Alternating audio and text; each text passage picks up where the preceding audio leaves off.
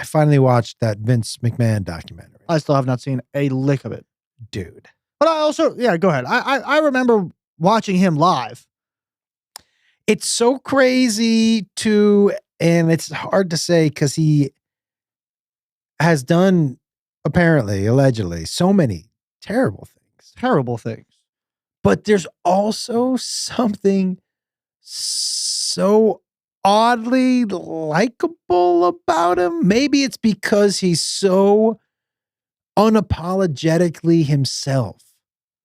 Something about that, I don't know if likable, but there's something about somebody who's so unapologetically themselves that I don't know how to envious about, where there's zero fear about this is just who I am, so eat a dick for everything else.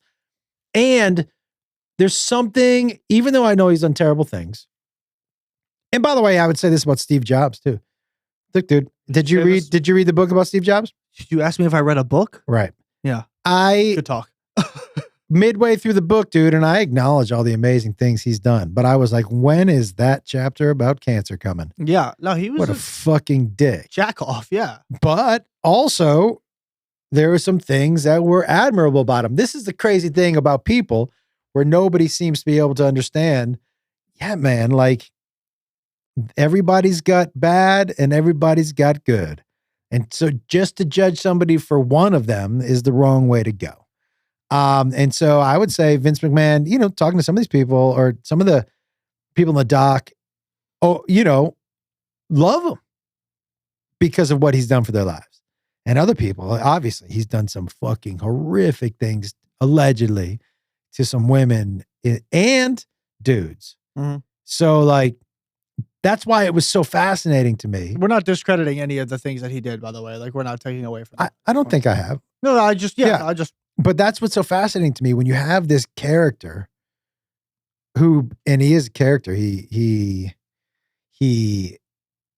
think he doesn't know who the real Vince McMahon is anymore. It's so crazy. I think the real Vince McMahon, we talked about this before. I think it was the perfect part that was written for him because he wrote it for him because it's who he is. Yes. So that character was just a little more, not personified, but a little more amped up version of a TV version of who he always wanted to be. Yeah, I agree. So that's what I think the terrible part is. Do you remember the episode where he goes with the Booker T and says the N-word on SmackDown? No. Oh my God. I watched that live. He went up to Booker T and was like, "What's up, and said it, and they just watched him walk away. And he said it to John Cena after. He went around a whole episode just saying the N-word.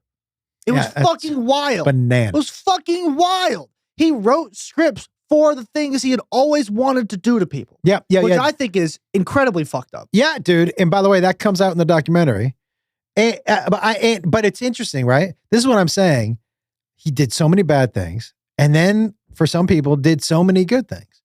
It's why, to me, I can't get past the bad things he did. No. But there are parts of him that I'm like, I wish I had a little bit more of that.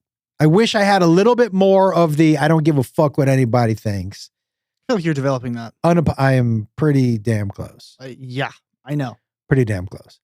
But not having it and being a people pleaser took a lot out of me over the last 20 years that I wish I could get back. But can't go back with that shit. Can only move forward. Mm-hmm. But like, this is like, it's why the doc is so interesting. It's why he's so interesting. Because there are parts, and by the way, he's a fucking bold-faced liar throughout the entire documentary. You're like, he's saying things that clearly are not true. I'm not stunned. Dude, it's so crazy. But I'll tell you something, dude. I think, like, if you just look at the heel, right? How they set up babyface in the heel. Mm-hmm. I think politicians have taken a page out of that playbook and they've gone heel. Politicians have gone fucking heel. And the heels do better than the baby faces in elections, dude. When you look at these people, the people who are setting themselves up as the heels as opposed to the baby faces. What is the baby face heel? The baby face is the good guy. Okay. And the heel is the bad guy. Mm-hmm. But if you look at politics now, the people who get the juice are the people who set themselves up as the heel. Yeah. It's really fascinating. Hey, if you like this podcast you just watched, you're going to love the one I'm popping up in your face right now. Check it out.